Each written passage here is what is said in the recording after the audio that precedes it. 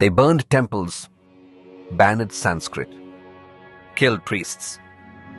But Hinduism refused to die.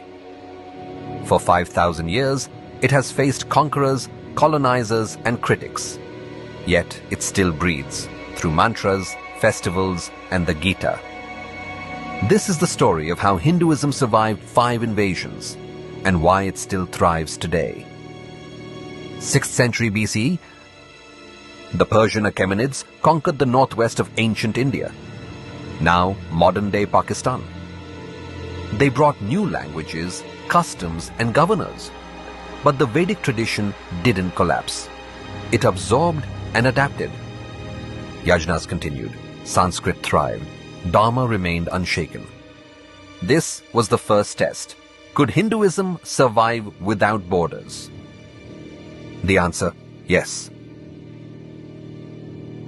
Alexander the Great crossed the Indus.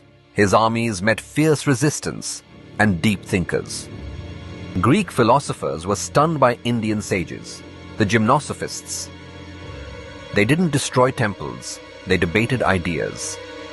And when the Greeks left, Indian thought influenced them more than they influenced India. The Upanishads outlasted Aristotle in this land. From the 8th to the 18th century, wave after wave of Islamic invaders entered India: Ghazni, Ghori, the Tughlaqs, the Mughals. Thousands of temples were destroyed, icons smashed, Sanskrit scholars killed or silenced. Sanskrit schools vanished, gurukuls turned to ashes, the sacred thread was outlawed in some regions. But here's what they couldn't destroy: the Bhakti movement. While kings fought, saints like Mirabai, Tulsidas, and Kabir took Hinduism to the streets in local languages through poems and songs.